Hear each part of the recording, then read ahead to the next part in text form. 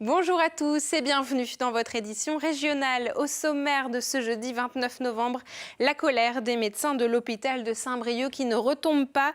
Ils ont reçu ce jeudi un soutien important. Le président de l'Association des médecins urgentistes de France, Patrick Pelloux, qui était dans les Côtes-d'Armor. Vous les avez peut-être vus dans les rues des villes de la région, sur leurs scooters ou leurs vélos. Les livreurs de repas qui étaient jusque-là des auto-entrepreneurs pourraient devenir des salariés suite à une décision de la Cour de cassation. Vous entendrez leur réaction à Brest. Et puis à Locmariaquer, une découverte archéologique inédite a été faite. Les vestiges d'un bâtiment antique ont été dévoilés pendant un chantier. Nous irons sur place. Et je vous le disais, la mobilisation continue à l'hôpital de Saint-Brieuc. Il y a bientôt 2 mois, 120 médecins ont démissionné de la commission médicale de l'établissement. Une médiation vient de commencer avec la direction. Et pour soutenir les équipes engagées, Patrick Pelloux, le président de l'Association des médecins urgentistes de France, s'est rendu sur place ce jeudi, tout comme notre reporter Mathilde Kemener. En pleine crise, à l'hôpital de Saint-Brieuc, le président de l'Association des médecins urgentistes de France, Patrick Pelloux, s'est rendu sur place. Il a apporté son soutien aux 120 médecins qui ont démissionné de la commission médicale de l'établissement pour obtenir plus d'écoute et de moyens financiers de la part de la direction. C'est assez exceptionnel ce qu'ils ont fait, c'est vrai, d'avoir les médecins qui deviennent unis, qui réfléchissent ensemble. C'est quelque chose qui devrait être reproduit parce que vous savez, le système hospitalier est dans une très grande souffrance. Là, en ce moment, il se passe des lois à l'Assemblée nationale qui tendent à diminuer les moyens qu'on donne sur les hôpitaux de proximité. Et ça pose vraiment de graves questions. Hier après-midi, je régule accident de chantier. Un gars se prend la meuleuse à bois et section 2 doigts. Vous voulez pas le prendre? Ah, j'ai pas de lit. À Saint-Brieuc, le manque de moyens semble avoir été pris en compte par la direction de l'hôpital. La médiation avec les médecins vient de commencer. Pour le service des urgences, une partie des 42 CDD vont être reconduits et un vigile va être embauché pour éviter les problèmes de violence. Pour autant, les médecins continuent leur mouvement. Parce qu'il y a encore beaucoup de choses à travailler, notamment avec eux. Et mes collègues, ils ont beaucoup de revendications encore à faire valoir. On a une partie de l'écoute, en tous les cas administrative, qui est revenue. Contacté, le directeur de l'hôpital ne souhaite pas s'exprimer pendant la médiation. Samedi 1er décembre, plusieurs manifestations sont prévues en France pour défendre les hôpitaux de proximité. Et selon la Fédération hospitalière de France qui a dévoilé ses chiffres ce jeudi, les hôpitaux publics bretons ont cumulé 70 millions d'euros de déficit pour 2018, une situation qui se dégrade de 20 millions d'euros. Les livreurs à vélo sont de plus en plus nombreux dans les centres-villes de la région. Ils sont souvent auto-entrepreneurs auprès de plateformes, mais leur statut pourrait changer. Ce mercredi, la Cour de cassation a reconnu un lien de subordination entre le livreur et la plateforme, ce qui pourrait leur conférer le statut de salarié. Explication à Brest avec Frédéric Lorenzo. Leurs scooters chargés de leurs gros sacs à dos, ils sillonnent depuis quelques mois les principales villes de province. En Bretagne, uniquement Brest et Rennes. Ces livreurs de repas sont tous des auto-entrepreneurs qui travaillent pour Uber Eats ou encore le concurrent Deliveroo, des plateformes de réservation internet qui passent commande directement sur leur smartphone.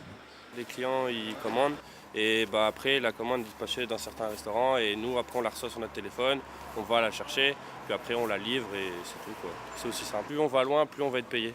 C'est juste ça. C'est rentable? Ouais vraiment ouais. Après faut faire des heures quoi. À Brest, ils sont une centaine à enchaîner les courses, principalement à scooter.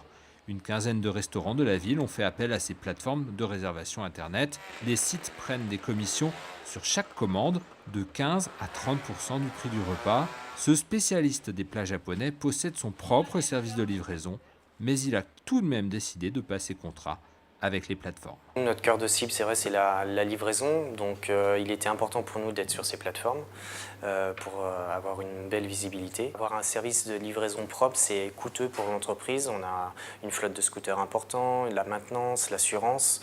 Nous, on paye l'URSSAF, cotisation salariale et patronale sur les salaires de nos livreurs qui sont en contrat à durée indéterminée chez nous. Et c'est vrai que les plateformes, eux, pas ces charges. Un ancien livreur a attaqué le site internet qu'il employait, la justice lui a donné raison.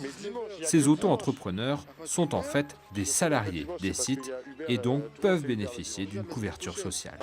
sais pas si c'est vraiment bien cette décision, mais en tout cas ça paraît légitime parce que c'est vrai qu'on n'est pas vraiment auto-entrepreneur. Premiers effets de la décision de justice, des tractations de rachat entre Uber et Deliveroo ont été stoppées ce mercredi. Le balai des scooters, lui, ne va pas s'arrêter de sitôt. Et c'est le moment de retrouver votre chronique Toute Image, la Bretagne en 5 infos. Elle a été préparée aujourd'hui par Jérôme Gallo. Des stations-service sont à sec ce jeudi dans le pays de Lorient, une conséquence du blocus du dépôt pétrolier et de celui de Brest par les professionnels du BTP. Des représentants du mouvement ont été reçus dans la matinée par les élus de l'agglomération. Principale revendication des bloqueurs, le maintien de l'exonération des taxes sur le gasoil non routier. C'est le jour le plus important de leur vie. La nouvelle génération de pilotes de l'Andivisio est à Toulon pour obtenir sa qualification sur le Charles de Gaulle. Pour réussir, ils doivent atterrir sur la très courte zone dédiée, longue de 65 mètres, contre 90 mètres, voire plus, pour les mastodontes américains. Retrouvez notre reportage vidéo complet au cœur du Charles de Gaulle ce vendredi sur letelegram.fr. Après un premier traitement, la semaine dernière, le lycée de l'Élandes de Landerneau pensait s'être débarrassé des punaises de lit. Mais dans la nuit de mardi à mercredi, une nouvelle élève s'est fait piquer. 4 chambres ont même été évacuées. Alors, au grand mot, les grands remèdes, les 50 chambres vont être traitées la semaine prochaine. L'internat de 150 élèves sera donc fermé jusqu'au 8 décembre. Le collectif Gaspard demande ce jeudi l'annulation officielle du projet de centrale à Landivisio. Les opposants s'appuient sur les récentes déclarations d'Emmanuel Macron. Le président a affirmé mardi qu'il n'y aurait pas de nouvelle centrale à gaz au cours de son quinquennat.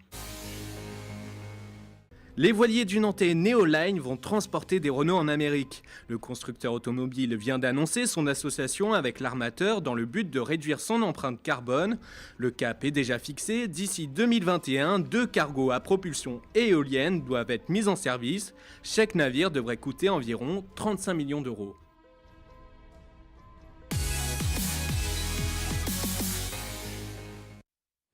Depuis quelques mois, les maires ruraux font connaître leurs difficultés à accomplir leur mission. Principal problème, le manque d'argent avec la baisse des dotations et la fin programmée de la taxe d'habitation. Pour compenser, l'État signe avec les territoires des contrats de ruralité. 6 ont été signés dans le Morbihan entre 2016 et 2018.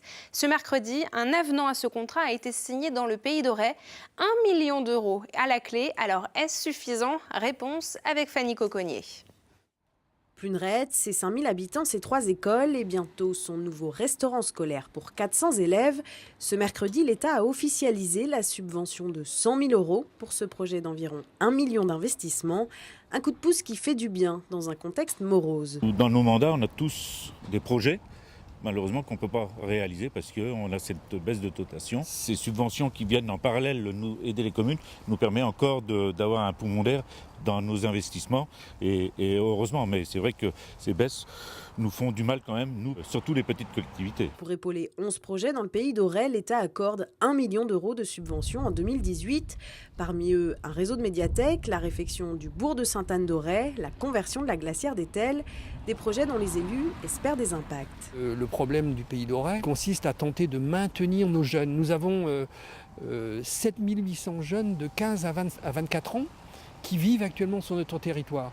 Donc souvent, ils vont vers l'extérieur lorsqu'ils ont fait des études. L'objectif, au travers de ces projets structurants, donc intéressants pour le loisir par exemple, la culture, eh bien, c'est de les maintenir sur notre territoire. Des territoires que les maires ruraux ont tenté de défendre lors du congrès des maires la semaine dernière. Avec les incertitudes liées à la disparition de la taxe d'habitation, les baisses des dotations subies entre 2014 et 2017, ils attendent un soutien de l'État. Les dotations de fonctionnement ne bougent pas. Puis dès 2017, elles ne baissent pas. Il faut aussi prendre en compte la difficulté, et je la comprends, la difficulté de l'exercice du mandat d'élu local. Et les services de l'État qui sont placés sous mon autorité, je dirais, cultive, et j'y tiens, le souci du dialogue avec les élus locaux, le dialogue pour monter les projets, les dialogues pour les aider à la résolution de problèmes. En 2018, l'État a accordé 8,4 millions d'euros pour les investissements publics dans le Morbihan. 2 nouvelles enveloppes seront débloquées en 2019.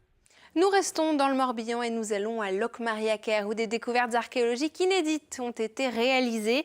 En plein travaux d'enfouissement du réseau électrique de la commune, des archéologues ont découvert les vestiges d'un bâtiment antique. Et ce n'est pas la seule découverte qu'ils ont fait, comme nous le révèle Karine Chevrolier. Depuis 15 jours, les abords de l'église de Locmariaquer sont devenus le nouveau terrain de jeu des archéologues du Céram. Truelles, sachets de conservation et outils de mesure en main, ils mettent à jour des trésors du passé. La principale découverte, c'est l'angle d'un grand bâtiment antique, bâtiment qui se développait très vraisemblablement immédiatement en arrière du littoral à l'époque gallo-romaine. On a également un petit peu plus haut dans la tranchée un autre mur gallo-romain qui est apparu, légèrement décalé, hein. Tout n'est pas strictement parallèle. On a 3 sépultures qui viennent s'appuyer contre. Donc sépultures qui peuvent être actuellement datées entre la fin de la période gallo-romaine, donc les années 300-400, jusque vers les années 1200 environ, puisqu'on a une autre structure de la période médiévale qui les recoupe. Des découvertes inédites sur ce secteur, car très proche du littoral. Ces éléments mettent en avant la place importante occupée par la commune pendant l'Antiquité. Locmariaquer, à l'époque gallo-romaine, est la deuxième ville en importance après le chef-lieu de la cité des Vénètes, qu'est Vannes. Donc on est sur une ville qui a probablement un rôle portuaire majeur dans la cité des Vénètes. On a beaucoup de céramiques qui arrivent à Locmariaquer et qui sont ensuite probablement acheminées à Vannes par des bateaux de plus petit tonnage que ceux qui peuvent rentrer dans le golfe. Les murs vont être conservés sur place, les sépultures vont quant à elles prendre la direction du dépôt archéologique du Morbihan. Elles pourraient faire l'objet d'une datation au carbone 14. Et c'est la fin de cette édition. Merci à tous d'avoir suivi ce journal préparé par vos rédactions locales. Ce soir, dans votre magazine L'Instant T, Pauline Ferco vous parle du covoiturage solidaire qui se développe en Bretagne. Vous retrouverez aussi votre rendez-vous avec l'art. Ça s'appelle La Minute Art et ça vous fait découvrir chaque semaine une œuvre exposée dans la région. Aujourd'hui, vous avez rendez-vous au Centre d'art contemporain Passerelle à Brest. Une émission que vous retrouvez à 19h15 et à 23h15 et en replay sur vos sites internet. N'oubliez pas également de nous suivre sur les réseaux sociaux Facebook et Twitter. Je vous retrouve demain à 19h pour un nouveau journal préparé par vos rédactions. Je vous souhaite une belle soirée sur nos antennes. À demain.